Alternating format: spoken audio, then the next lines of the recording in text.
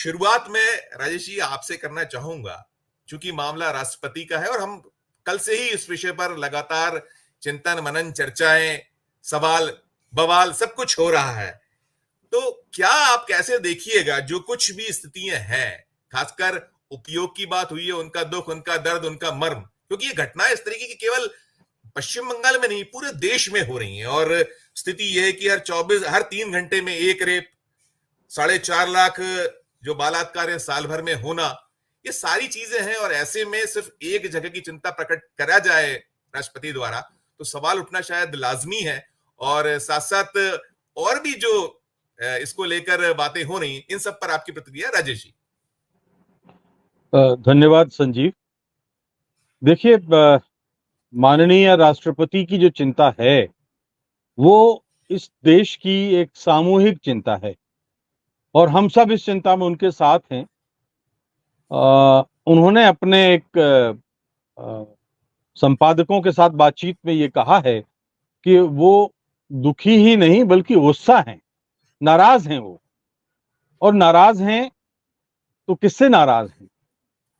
वो Joe Biden से नाराज नहीं है, वो नवाज शरीफ से भी नाराज नहीं है, वो कोई राष्ट्रपति पुतिन से भी नाराज नहीं है, वो नाराज अपनी सरकार से।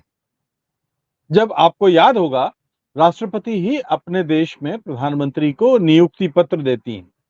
संविधान की सर्वोच्च संरक्षक वो राष्ट्रपति ही हमारे संविधान में है।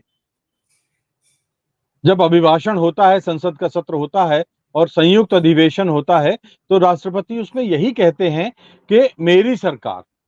जी, जाहिर सी बात है कि अब माननीय द्रौपदी मुर्मू जी को अब इतना अरसा हो गया है कि मुझे नहीं लगता कि अब ये हम कह सकते हैं कि अभी वो एकदम नई हैं और अब वो घटनाक्रमों पर, देश के घटनाक्रम पर उनकी नजर नहीं है।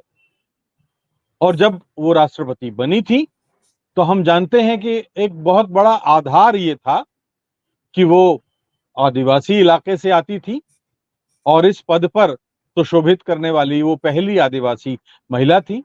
इससे पहले हम अक्सर ये बात किया करते थे कि इस देश में करीब करीब 15 करोड़ आदिवासी हैं और जिनकी कोई बहुत प्रॉपर संवैधानिक नुमाइंदगी नहीं होती।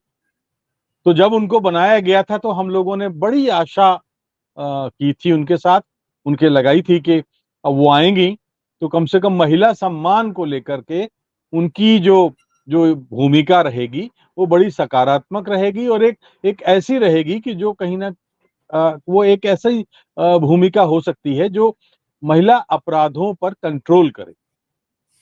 लेकिन इतने समय के बाद जब वो ये कहती हैं कि मैं दुखी हूं, मैं नाराज हूं, मैं गुस्सा हूं, तो इसका अब मतलब सिर्फ ये नहीं है कि वो कोई राजनीति कर रही हैं। और माफ कीजिए, राष्ट्रपति पद राजनीति के लिए होता भी नहीं है। और वो ये भी नहीं हम समझ रहे हैं, जाहिर है कि बंगाल में जो एक महिला डॉक्टर के साथ हुआ है वह बहुत ही दुखद हादसा है और कि केवल बंगाल को लेकर के वो बात करती हैं। मुझे लगता है कि जब वो बंगाल की बात करती हैं तो उनके जेहन में असम के नागांव में और लखीमपुर में जो भी 2 हफ्ते भर पहले जो हुआ है, हजारों लोग सड़कों पर आ गए, दोनों नाबालिग बच्चियां थीं जिनके साथ ये दुष्कर्म हुआ। महाराष्ट्र के बदलापुर में 2 नाबालिग बच्चियों के साथ ऐसा होता है। जाहिर है उनका गुस्सा इस बात पर भी है कि उस मामले में उनको संरक्षण क्यों नहीं मिला। तमिलनाडु में एक दुष्कर्म की घटना आती है और तमिलनाडु में तो क्या गजब होता है संजीव जी कि एक नकली एनसीसी कैंप लगा करके और छात्राओं के साथ सामूहिक दुष्कर्म की स्थितियां होती हैं। महाराष्ट्र हो गया, असम हो गया, दिल्ली तो 2 साल पहले तक देश में नंबर 1 था अपराधों के सिलसिले में, महिला अपराधों के सिलसिले में। मध्य प्रदेश में अत्याचार के मामले में आप देखेंगे और महिलाओं के साथ अत्याचार के मामले में देखेंगे तो बड़े अव्वल ऊपर स्थान पर है। उत्तर प्रदेश जहां पर बहुत ही बेहतरीन कानून और व्यवस्था की बात कही जाती है और ये कहा जाता है कि नहीं, वहां पर सरकार ने बहुत संयम, बहुत ही नियंत्रण पा लिया है, काबू पा लिया है। वहां देखिए मुरादाबाद में, देवरिया में, इलाहाबाद में, बाराबंकी में, और राजस्थान में धौलपुर और हिंडौन में। मैं ये कोई बहुत पुरानी घटनाएं नहीं बता रहा हूं, ये हाल में अभी अभी की घटनाएं बता रहा हूं। तो इसका अर्थ ये है कि ये अखिल भारतीय चिंता हमारी राष्ट्रपति की है। हमारी राष्ट्रपति दुखी हैं। और राजस्थान में किसकी सरकार है? भारतीय जनता पार्टी की सरकार है। महाराष्ट्र में किसकी सरकार है? उनके गठबंधन की सरकार है। उत्तर प्रदेश में किसकी सरकार है? भारतीय जनता पार्टी की सरकार है। मध्य प्रदेश में किसकी सरकार है? भारतीय जनता पार्टी की सरकार है। गुजरात में जहां उनकी सरकार है, मैं आपको बताऊं, गुजरात में 5 साल में 40,000 महिलाएं लापता हैं। उसी गुजरात में रोज 6 महिलाओं के साथ दुष्कर्म होता है। तो अब अगर केंद्र में और राज्यों में डबल इंजन की सरकारें इस तरह से व्यवहार कर रही हैं, तो उससे एक संवैधानिक प्रमुख को क्यों दुखी नहीं होना चाहिए? और आप क्या सोचते हैं कि इसकी जो इन अपराधों की जो खबर है, क्या सीमा पार नहीं जाती? क्या समंदर पार नहीं जाती? आज संचार साधन इतने विकसित हैं, इतने फैले हुए हैं कि आप ये मान के चलिए कि जो भारत में हो रहा है उस पर एक अंतर्राष्ट्रीय शर्मिंदगी का एहसास हम लोगों को होना चाहिए। और मेरा ख्याल है कि हमारे सभ्य समाज को है भी, कि हम इसे जी नहीं रोक पा रहे हैं। तो सवाल यह है कि राष्ट्रपति के इस मौके पर गुस्से का मतलब क्या है? राष्ट्रपति के इस मौके पर गुस्से का मतलब यह है कि उनकी सरकार के प्रति जो गुस्सा है उसमें सबसे अव्वल है गृह मंत्रालय। जाहिर है प्रधानमंत्री जी उस कैबिनेट के मुखिया हैं, तो प्रधानमंत्री को उन्होंने कहा होगा, डांटा डपटा होगा या निर्देश दिया होगा। नहीं दिया होगा तो शायद उन्होंने अपने गुस्से का सार्वजनिक तौर पर प्रकट करके और सरकार के प्रति अपनी नाखुशी दिखा दी है। गृह मंत्रालय इसके लिए जिम्मेदार है और मुझे लगता है कि कोई और गृह मंत्री होता तो राष्ट्रपति की इतनी तीखी टिप्पणी के बाद इस्तीफा दे देता, क्योंकि इसके बाद कुछ बचता नहीं। हम लोग तो बहुत, मैंने 45-47 साल का जो पत्रकारिता का हमें ख्याल आता है, ये मामला नहीं है। लेकिन मैं आपको एक ही बात बता दूं कि एक राष्ट्रपति जी थे, ज्ञानी जैल सिंह साहब। राजीव गांधी की सरकार थी, 400 से ज्यादा ढेर पर बहुमत पर बैठी हुई थी। और एक मंत्री थे, केंद्रीय मंत्री के तिवारी साहब, अगर मुझे ठीक याद है तो अजय जी करेक्ट करेंगे। के तिवारी साहब ने कुछ बड़बोला बयान दिया जिससे राष्ट्रपति भवन की गरिमा को ठेस पहुंची, आंच पहुंची, और अगले दिन राजीव गांधी ने उनका इस्तीफा ले लिया। ये मैं इसलिए कह रहा हूं कि अगर हमने राष्ट्रपति पद का राजेश सम्मान भाई, करना छोड़, ये तब था जबकि ज्ञानी जैल सिंह राजीव जी के लिए कुछ उस समय गलत मतलब अंदाज जी, में थे। तब दोनों के एक अंदर, प्रकार से उन्होंने राजीव जी के फेवर में कहा था, जी जी, तिवारी जी ने, मैं, लेकिन जी, इसके बावजूद लिया था। जी असल में तिवारी जी, अब वो चूंकि एक विषयांतर हो जाएगा इसलिए मैं उस घटना पर नहीं जा रहा था, क्योंकि मैंने वो उसमें उस समय कुछ कवर किया था। तिवारी जी ने ये कहा था कि राष्ट्रपति भवन अब खालिस्तानी आतंकवादियों का अड्डा बन गया है। जी बहुत ही जाहिर सी बात है, ये घनघोर आपत्तिजनक बयान था और एक कोई भी प्रधानमंत्री इस बात को मंजूर नहीं कर सकता था। तो ये बात थी। लेकिन कुछ हुआ था, शिष्टाचार का उल्लंघन हुआ था और राष्ट्रपति और प्रधानमंत्री के बीच में कुछ गलतफहमियां थी जो बाद में दूर हो गई थी। वो एक अलग मसला है। लेकिन मैं तो ये कह रहा हूं कि भारतीय संविधान में राष्ट्रपति पद इतना बड़ा और इतना महत्वपूर्ण है कि उस पद के की गरिमा की रक्षा हर सरकार का जिम्मेदारी है और दायित्व है। ऐसा नहीं है कि राष्ट्रपति और सरकार के बीच में कभी मतभेद नहीं हुए। मतभेद पर हम लोग कभी अलग चर्चा करेंगे। कई बार, कम से कम 15 या 20 बार का तो उदाहरण मुझे पता है कि मतभेद हुए। लेकिन ये मैं आपको बता दूं कि हर बार हर सरकार ने राष्ट्रपति के सम्मान के साथ खिलवाड़ नहीं किया। राष्ट्रपति के सम्मान के आगे वो सरकार झुकी, चाहे वो अटल बिहारी वाजपेयी रहे हों, चाहे वो नरसिंह राव रहे हों, नरसिंह राव और डॉक्टर शंकर दयाल शर्मा के बीच में तकरार हुई थी, अटल बिहारी वाजपेयी के टाइम पे हुई थी। वेंकटरमन जब नहीं, वेंकटरमन नहीं, वो अपने एक और थे, दलित राष्ट्रपति थे, मैं भूल रहा हूँ नाम। नारायण, तो वो उनके थे नारायण, नारायण, के नारायण, आर नारायणन साहब, के आर तो उस नारायण, समय या। हुआ था जी। तो कई मामले ऐसे हैं, तो राष्ट्रपति का गुस्सा, अब हम इस मोड़ पर खड़े हैं देश में कि हम उनको बहुत हल्के फुल्के ढंग से नहीं ले सकते। और मैं अपनी ये अंतिम बात कह के समाप्त करता हूं इस चरण में कि अगर राष्ट्रपति के इस कथन के बाद केंद्र सरकार ने कोई कार्रवाई नहीं की तो फिर सारी प्रतिष्ठा उसकी दांव पर लग जाएगी। जी, आपने सुना राजेश भाई, थोड़ा तीखी प्रतिक्रिया अजय सर का जो मर्म है, पीड़ा है, वो व्यक्त कर रहे हैं। इसमें एक और भी चीज है कि हमने दोनों चीजें देखी कि चाहे विधायिका हो और चाहे कार्यपालिका हो, अब तो राजेश भाई उंगलियां न्यायपालिका भी कहीं ना कहीं उठने लगी, और मीडिया का तो रोल हम देख रहे हैं, चाहे वो गोदी मीडिया हो, सरकारी मीडिया हो। तो इन सबके बीच क्या आप इसको कैसे एलोबरेट कीजिएगा राजेश सर? देखिए संजीव, बात सही है। अजय जी का जो दुख है वो दुख मेरा भी है। मैंने अपनी पहले चरण की बातचीत की शुरुआत में कहा था कि मेरा मन भी तकलीफ से भरा हुआ है। अजय भाई की तकलीफ और अधिक तीव्र और मुखर होके निकली है।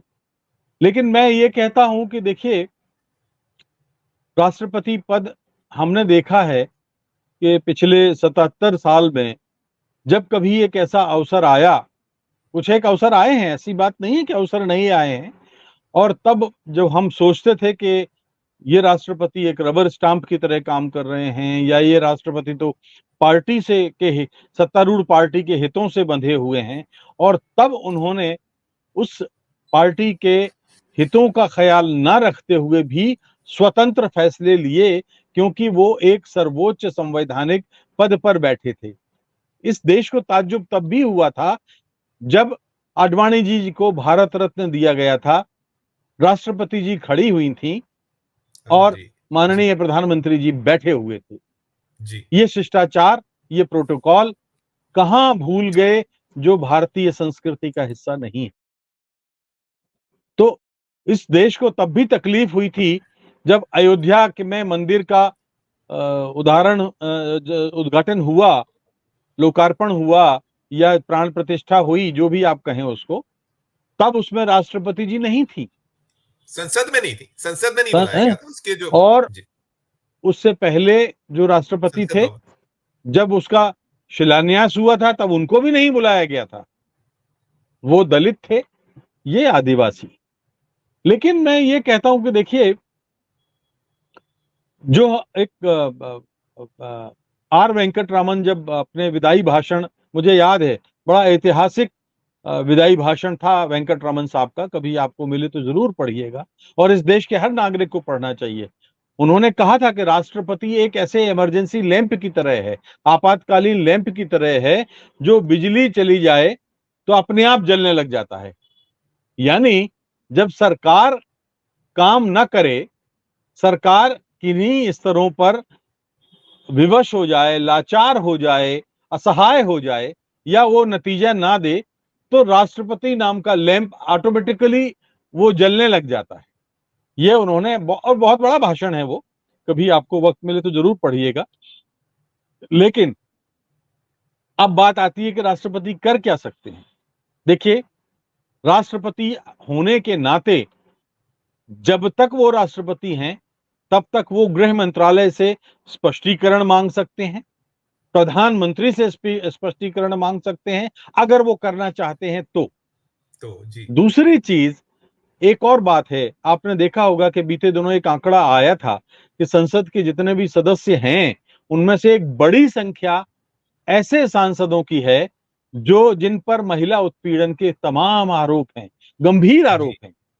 जी, राष्ट्रपति सर्वोच्च हैं, वो चाहें तो संसद के बाकी कार्यकाल के लिए उनको अयोग्य घोषित करके, या हमेशा के लिए अयोग्य घोषित करके वो नजीर पेश कर सकते हैं, और उनके आदेश पर बहुत सुप्रीम कोर्ट भी कोई बहुत अधिक उस पर पलट नहीं सकेगा। ये मैं बहुत गहराई से कह रहा हूं। अरे, एक सरकार के गंभीर होने की बात होती है संजीव भाई। 10 साल पहले का जो आंकड़ा है 2014 का, साल में 25,000 महिलाओं के साथ दुष्कर्म होता था। आज 10 वर्षों के बाद ये आंकड़ा 40,000 के ऊपर चला गया है। अभी बात आपने मीडिया का सवाल किया था, और लेकिन मैं उससे पहले मैं बता दूं कि खुद उनके राज्य में, राष्ट्रपति जी के राज्य में, मतलब झारखंड में, उड़ी इलाके में, झारखंड, उड़ीसा और छत्तीसगढ़, ये सारा एक तरह से आदिवासी जी बाहुल्य जी एरिया है। तो बिल्कुल उन आदिवासी इलाकों में आप देखिए, मणिपुर में, छत्तीसगढ़ में, ये उड़ीसा में, झारखंड में आदिवासी महिलाओं के साथ अभी हाल में कितने दुष्कर्म के मामले हुए। मध्य प्रदेश तो अत्याचार के मामले में अव्वल है ही। जी जी तो मैं ये कह रहा हूं कि जो जो चीज है वो एक ऐसी शर्मनाक स्थिति पैदा करती है कि इसमें राष्ट्रपति को अब एक एक्शन तो लेना ही पड़ेगा, अन्यथा ये देश उनको माफ नहीं करेगा। एग्जैक्टली ये देश अब उस स्थिति में आ गया है जब हमारी सामाजिक वर्जनाएं टूट रही हैं, नैतिकताएं टूट रही हैं। तो ऐसी स्थिति में इसके लिए क्या जिम्मेदार और पाप की जिम्मेदार वो खुद बनना चाहेंगी? क्या वो सरकार को बनाना चाहेंगी? और मीडिया में आपको एक उदाहरण देता हूं, आंकड़े उठा के देख लीजिए। सुषमा स्वराज एक मंत्री हुआ करती थी, अब वो नहीं है संसार में। अटल बिहारी वाजपेयी के मंत्रिमंडल में वो सूचना प्रसारण मंत्री थी। तो एक बार मेरी बात उनसे हो रही थी, मैंने उनसे कहा कि आप देखिए, प्रचार प्रसार माध्यमों की जिम्मेदार मंत्री हैं उन मामलों की, और महिला अत्याचारों के मामले में इतना बढ़े हुए आंकड़े आ रहे हैं। और संयोग से वो विदिशा से सांसद थी, मध्य प्रदेश से ही जी सांसद जी थी। जी जी तो आप जो है इसको रोकने में क्या कर रही हैं? कुछ नहीं कर रही हैं। तो उन्होंने कहा कि आखिर हम किस तरह से इसको रोक सकते हैं। मैंने उनको कुछ चैनल्स के नाम बताए, सैटेलाइट चैनल्स के नाम बताए, और मैंने उनसे कहा कि सुषमा जी, ये देखिए, रात 11 बजे के बाद ये चैनल पूर्ण चैनल बन जाते हैं। जी ये अगर मुझे ठीक याद है तो 98, 99 या 2000 के आसपास की बात है। बिल्कुल बिल्कुल जी जी तो उनको बड़ा ताज्जुब हुआ। उन्होंने कहा मैं खुद कंफर्म करूंगी। कुछ समय के बाद वो दिल्ली गई और उन्होंने खुद देखा होगा या चेक किया होगा, जो भी कुछ किया हो, उनका संदेश आया कि आप ठीक कहते थे। और उसके बाद उन सारे पोर्न चैनल्स पर पाबंदी लगा दी गई। आज आप बताइए, आप जो चाहें वो देख सकते हैं। इस तरह का ये खुलेपन के नाम पर हम कौन सी संस्कृति परोस रहे हैं? खुलेपन के नाम पर हम अपने समाज को क्या दे रहे हैं? जब हम एक ऐसा समाज बनाएंगे जिसके प्रति हम कृतज्ञ ना हो बल्कि कृतज्ञ हो हम कहलाएं, तो फिर हम उस समाज से तो कलंकित कथाएं निकलनी ही है। तो मैं इसलिए सुषमा स्वराज जी का मैंने संदर्भ लिया, क्योंकि तब वो कांग्रेस सरकार नहीं थी, वो एनडीए की सरकार थी, अटल बिहारी वाजपेयी की सरकार में थी। लेकिन अटल बिहारी वाजपेयी इस मामले में संवेदनशील थे मुखिया के नाते, और उन्होंने सुषमा जी की बात को बहुत ही गंभीरता से लिया। आज अगर गृह मंत्रालय राष्ट्रपति की नाराजगी के बाद इस तरह के स्टेप लेना चाहे तो उन्हें कौन रोक सकता है? और नहीं तो अभी भी हम तो हमारे, देखिए, मैं थोड़ा स्वभाव से धीरज वाला हूं, संयम वाला हूं, और मैं आशावादी भी हूं कि उनके कार्यकाल के आखिरी दिन तक मैं उनसे किसी ऐसे ही कठोर किंतु न्याय के लिए सच ऐसे किसी कदम की मैं अपेक्षा करता हूं। जी संजीव जी। राज भाई, वही अंत में बात की मीडिया के रोल पर जो हम बात कर रहे थे। अभी कहा कुछ ही अजय जी ने, लेकिन कैसे आप देखिएगा खासकर गोदी मीडिया और सरकारी मीडिया, टिप्पणी आपकी। संजीव, अभी अजय ने बहुत अच्छी बात कही, और जो गिरीश मिश्र का उदाहरण बताया, तो मैं ये कह सकता हूं कि उस दौर में हमारे संपादक ऐसे होते थे। आपने अभी राजेंद्र माथुर का जिक्र किया, तो मैं याद कर पा रहा हूं कि 1980 में मैं नई दुनिया में सह संपादक था, और हमारे प्रधान संपादक होते थे राजेंद्र माथुर। तो राजेंद्र माथुर अक्सर ये बात कहा करते थे कि देखो, 100% निष्पक्षता नाम की कोई चीज नहीं है। 100% निष्पक्षता कोई चिड़िया का नाम नहीं है। एक स्टेज ऐसी जरूर आती है जब किसी ना किसी पत्रकार को ये तय करना होता है कि उसको पक्ष लेना होगा, और तब हम लोगों ने पूछा फिर तब क्या करना चाहिए। अब वाकई ऐसी स्थिति आती है तो उन्होंने कहा तब आपको अवाम के साथ खड़े हो जाना चाहिए। आप अवाम के साथ अगर खड़े हो जाएंगे, लोगों के साथ अगर खड़े हो जाएंगे, तो वही सच्ची पत्रकारिता है, ना कि सरकार के साथ खड़े होने पर। आप सरकार से अगर खड़े होंगे सरकार के साथ, तो अवाम के दिलों से उतर जाएंगे। ये बात 1980 में, यानी 44 साल पहले उन्होंने ये बात कही थी। और आज हम देखते हैं कि जो चारण, भाट, दरबारी परंपरा के जो पत्रकार हैं, उन लोगों ने ये कोशिश की है कि वो सरकार की जी हजूरी करते रहें और उनसे उपकृत होते रहें, लाभ लेते रहें। अब हुआ क्या, ये कुछ कालिदास जैसा उदाहरण हो जाएगा कि जिस डाल पर बैठे थे वो उसी डाल को काट रहे थे। इन गोदी मीडिया के इन संपादकों ने, इन पत्रकारों ने वो काम किया है कि वो जिस मीडिया की डाल पर बैठे थे उसी को उन्होंने काट दिया। आज हम और आप जिस प्लेटफॉर्म पे बात कर रहे हैं, ये प्लेटफॉर्म वही है जो मेन मीडिया बन चुका है, जिसको कि अब ये लोग वैकल्पिक मीडिया कहते हैं। मैं कहता हूं वैकल्पिक मीडिया नाम का कोई मीडिया नहीं है। हम आप जिस प्लेटफॉर्म पर हैं, क्योंकि हम अवाम की बात करते हैं, लोगों के दिलों की बात करते हैं, इसलिए हम मुख्य मीडिया हैं। मुख्य मीडिया तो पटरी से कब का उतर चुका है, अब मुख्य मीडिया मीडिया नहीं रहा। और अगर आपके पास 1 मिनट का वक्त हो तो मैं एक कहानी और सुनाना चाहता हूं। बिल्कुल बिल्कुल, मैं अनुमा जी से अंतिम टिप्पणी लूंगा, छोटी सी, आप जी, खत्म करिएगा। बस मैं केवल 1 मिनट में, चूंकि अनुमा जी जी फौज से आती हैं और अभी बात जी हो रही थी सेनाओं के दुरुपयोग की, तो मैं वो कहानी, असल में जनरल वीपी मलिक को मैं मिला था, और जनरल वीपी मलिक जो हैं, जो थल सेना अध्यक्ष थे, उन्होंने अपनी एक किताब लिखी है अपने अनुभवों पर। उस किताब में साफ साफ जिक्र है कि जब करगिल युद्ध हुआ और अटल बिहारी वाजपेयी की सरकार थी, एनडीए सरकार थी, तो उन्होंने, उनसे कहा गया कि तीनों सेनाओं के अध्यक्ष संसद के सेंट्रल हॉल में आए और करगिल विजय के बारे में अपना एक प्रेजेंटेशन दे करके और सारे सांसदों को बताएं। इन तीनों, चूंकि सांसदों का मामला था और सारे सांसदों का मामला था, तो जनरल मलिक ने उस अनुरोध को मान लिया। उन्होंने मान लिया। जब एक दिन पहले ये उनको अपने इंटेलिजेंस के सोर्सेस से पता लगा कि इसमें केवल एनडीए के सांसदों को बुलाया गया है जो अपने अपने दल का झंडा लेकर जाएंगे, उसमें यूपीए के सांसदों को नहीं बुलाया गया था, उसमें कांग्रेस के सांसद नहीं थे, और उनके साथ जो भी दल थे, आरजेडी के लोग या डीएमके के लोग, उनको नहीं बुलाया गया था। जनरल मलिक को इस मामले में बड़ी गुस्सा आई। उन्होंने अटल बिहारी वाजपेयी से बात की और अटल बिहारी वाजपेयी दंग रह गए जान के कि उन्होंने कहा, जनरल साहब आप अब चुप रह जाइए, और ये बात तो ठीक नहीं है, मैं आपसे सहमत हूं, और सेना का जो है इस तरह से पॉलिटिकल यूज नहीं करना चाहिए।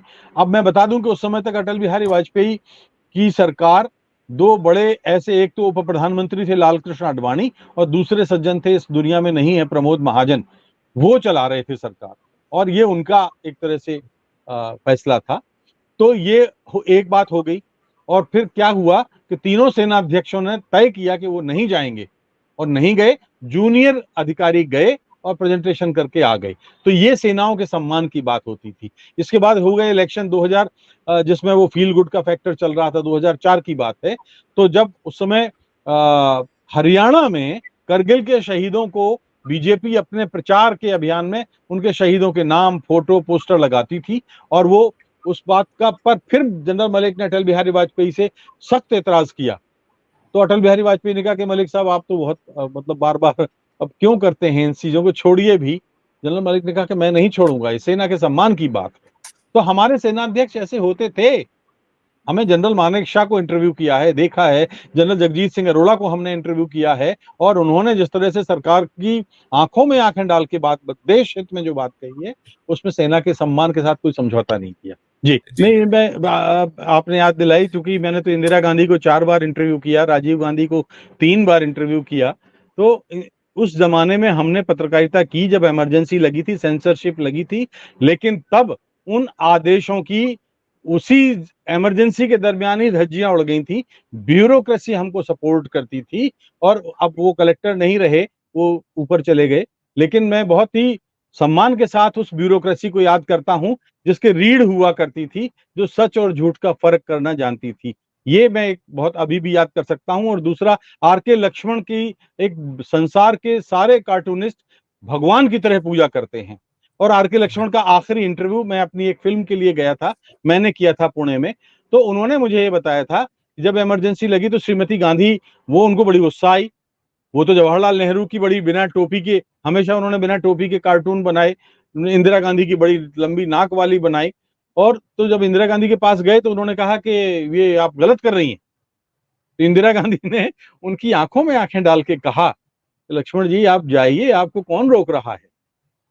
तो ये एक मैंने इसलिए बताई कि देखिए उस दौर में भी सच जो बोल रहे थे, सच जो लिख रहे थे, सच जो कर रहे थे, उसकी पूरी आजादी थी। जी।